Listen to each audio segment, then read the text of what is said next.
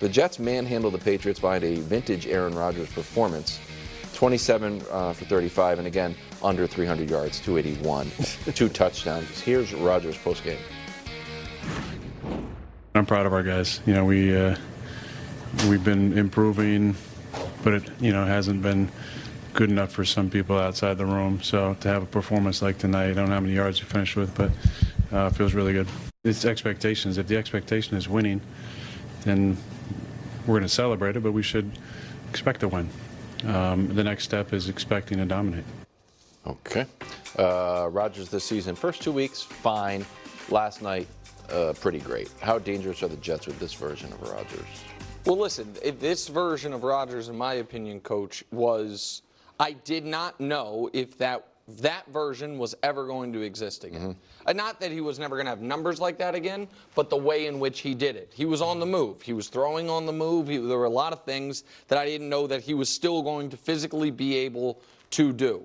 I am not going to overrate the win because I think the Patriots are the worst team in the AFC and one of the 3 worst teams in football. With that said, if you're the Jets, this is exactly what you're supposed to do against a terrible team. You dominated them. They couldn't move the ball. Your offense moved the ball at will. I think they are getting already surprising amount of production from Braylon Allen, the backup running back to Breece Hall, who was a great college player, fell in the draft. And then one move that was at the time I thought very un-Jets-like because it was forward thinking. In the draft, instead of taking Brock Bowers, who's awesome in position of need but kind of a luxury, they took a tackle, even though they had traded for and signed their tackles for the year, because older tackles get hurt, and sadly Morgan Moses got rolled up on last night, and now they have a top 15 pick, the 11th pick of the draft, who can step in. So all of that is very positive.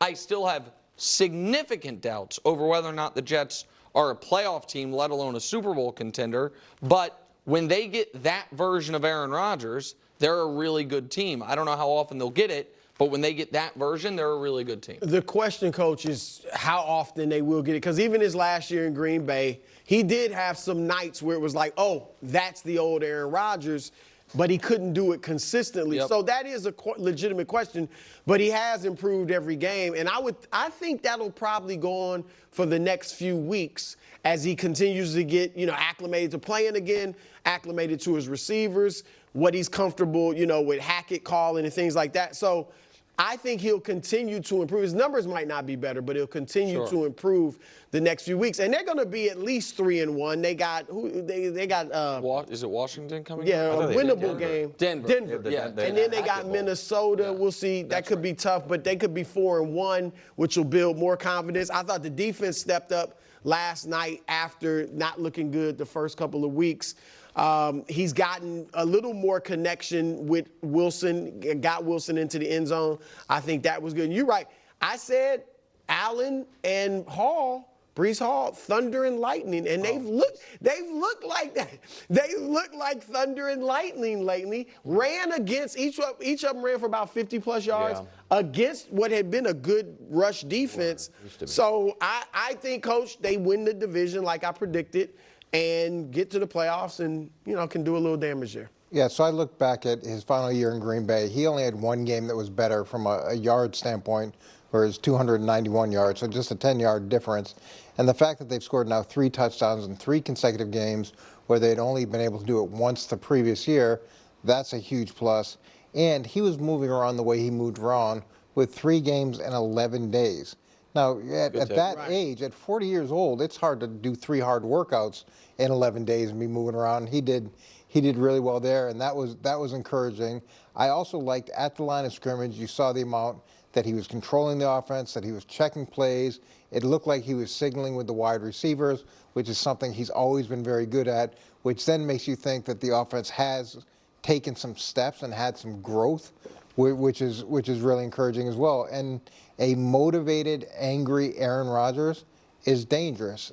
There's precedent for an older guy having an off year, coming back and doing something really special. Remember last year, I thought he had the chance to be the MVP. He can. Everybody will get better as he continues to play like that because of the same thing: confidence, belief that they should win games versus there. wondering whether they can. You're right there. You're flirting with it. You want to say it, but you usually reserve it for What's Tom that? Brady. Tom Brady and the Bucks. What? Force multiplier. It felt force multiplier. No, he's force multiplier-y. He is definitely a force multiplier. He's a force multiplier in every aspect of it because he's going to make the offensive line better. He's going to make the defense better. When you've got a guy that gives you a chance to win after all those years where they had to overcome quarterback play, it's just a totally different mentality going into the building, and you're consistently getting guys We best. occasionally bang on Aaron Rodgers for some of the body language stuff. But I think Garrett Wilson, I think it was the second half, Garrett Wilson had like was it an illegal illegal formation? He did something where he like took one step, Aaron Rodgers like this. And didn't he say, "Get over there, Garrett"? Yeah, hurry up"? well, that was a different play, but yeah, you did catch him on the mic telling him exactly where to go. But it's like I'm going to demand excellence here. And it's something that you haven't seen from Jets quarterbacks. And certainly Zach Wilson, if you line up in the wrong spot, Zach Wilson wasn't going to do it. And the post-game press conference, like, well, yeah, we're supposed to win. And Schrager even said, he was like, yeah, at the game. It's like the Jets, even the crowd, I've never seen a Jets crowd like that. Super into it, very confident. Like, well, yeah, watching listen, confident having Jets bad fans. quarterbacks saps the lifeblood out of everything around a football team. Yeah. I like, including the fans. Like, it just, you know it. rocking you. And the coach mentioned the 3 touchdowns in each of the first 3 games. The Jets haven't done that in 35 years. Right. Where they had 3 touchdowns in each of their first 3 games. They've just, it's been very rare And that they're they've still had. Right. finding So, themselves. everything. I know it can be frustrating for you in particular, and maybe the audience as well, that my early season analysis is often very colored by how good of an opponent do I think you had when we don't really know how good teams are yet. You know what I mean? So it's all project, small sample. right? Small samples, projection, whatever it is. The only caveat I would put on this game is this was, in my opinion, the single easiest game on their schedule. And so if you're a team that is going to even flirt with the playoffs, when you have the single easiest game on your schedule, you need to win it in short order, which is exactly what they did. But in fairness, though, Nick, New England had played really well the first 2 weeks. And typically playing a team like the Jets, New England, there's so much bad blood. You would have thought they'd bow up. And New England's lunch money so often. Last night, they turned it around. They were the bullies, and New England had to take it. Didn't feel good. No. At all. You sound like you're coming around on the Jets, though. Hey, I got new data. Well, They beat a great Wilds team. also thinks they just Dominated. beat a good team. They beat a good team. Bengals couldn't do it. Curious moment post-touchdown between Rodgers and Saleh. 1 part hug, 1 part push, 1 part friendly, 1 part awkward. Here's Saleh and Rodgers post-game. Part of the things that we've been talking about is to just get the defense a 2-score lead. And it was a 2-score lead, so I guess he just wanted to see something on defense. So He's not a big hugger, usually, so I don't know he was going for the hug. He likes to do the 2-hand chest push as well. So, but he talks a lot about 2-score leads. So I just kind of gave him a push and said 2-score lead. Score at this point? 14-0. 14-3, right? Or it was maybe I think it's 14-0. 14-0. Whatever. It was 2 14-0. scores. Yeah, but go ahead. 14-0. Coach, something or nothing. Yeah, it's something. It's Aaron never misses an opportunity to embarrass Saleh. That's what I thought. So why should this be any different? and it's one of those things where I get it. Hackett's the guy that he loves there. I understand that. But here's the type of thing where it's not just the push off, but then It's the look. it's the look The afterwards. look at the end. And it's so unnecessary. You don't have to go in and hug him up and have some giant celebration. And I like the fact that he's having perspective and not getting too out in front in the game. But you also don't have to do this. Like it's just. If it wasn't, That's funny.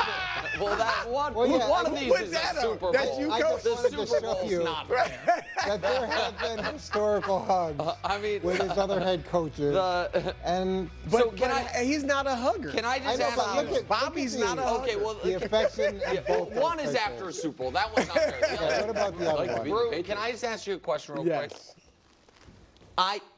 I would absolutely be on the nothing side of this if not for I don't know if we can roll it again. The end of the look. Like, I think there is, and again, I know people will get mad at me, but I think everyone knows this. Like, if you're messing with someone or you're actually being serious but want to kind of cut the tension, there's like a little wry smile you give in any situation. I was waiting for it. And I was waiting for it. Like, if I were to be like, after a segment, if I was actually mad at Coach, right? And after a segment, I was like, man, what was that? I would never do that, but whatever. And then, but I would still at the end give him a little like, you know, I would let you smile. come in for the hug. Okay, no. But Brew, does that? I'm not just hug saying you. it exactly right. I know It's just the eyes. I know exactly what you're saying. And I thought about this a lot because I don't think it's anything, Coach. I did when we saw it obviously live and then during the game, you see it all over social media. I was like,